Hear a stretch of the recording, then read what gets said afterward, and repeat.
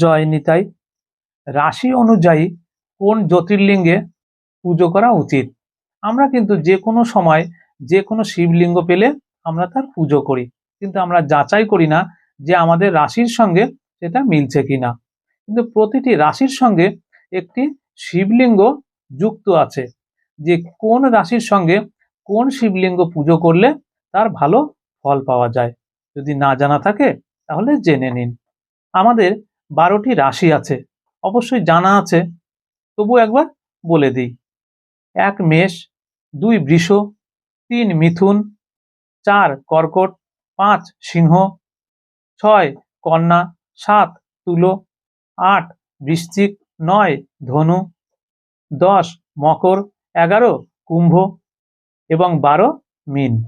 এই হলো আমাদের 12টি রাশি। জ্যোতির্লিঙ্গের নাম জানা আছে? তাহলে শুনুন।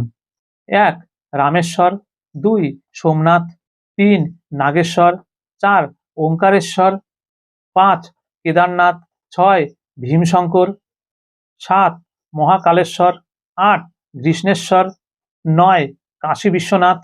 তো 9টি জ্যোতির্লিঙ্গের নাম বললাম। তবে 12টি রাশির সঙ্গে এই 9টি জ্যোতির্লিঙ্গই পুজো করা যায়। এবার কোন রাশির সঙ্গে কোন জ্যোতির্লিঙ্গ পুজো করা উচিত তাহলে শুনুন।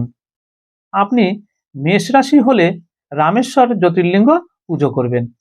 বৃষ রাশি হলে সোমনাথ জ্যোতির্লিঙ্গ, মিথুন রাশি হলে নাগেশ্বর জ্যোতির্লিঙ্গ, কর্কট রাশি হলে ওঙ্কারেশ্বর জ্যোতির্লিঙ্গ, সিংহ রাশি হলে কেদারনাথ জ্যোতির্লিঙ্গ, কন্যা রাশি হলে ভীমশঙ্কর জ্যোতির্লিঙ্গ, তুলা রাশি হলে মহাকালেশ্বর জ্যোতির্লিঙ্গ, বৃশ্চিক রাশি হলে গ্রীষ্ণেশ্বর জ্যোতির্লিঙ্গ, ধনু রাশি হলে কাশী বিশ্বনাথ জ্যোতির্লিঙ্গ, মকর রাশি হলে ভীমশঙ্কর জ্যোতির্লিঙ্গ এবং কুম্ভ রাশি হলে কেদারনাথ জ্যোতির্লিঙ্গ, আর মীন রাশি হলে নাগেশ্বর জ্যোতির্লিঙ্গ।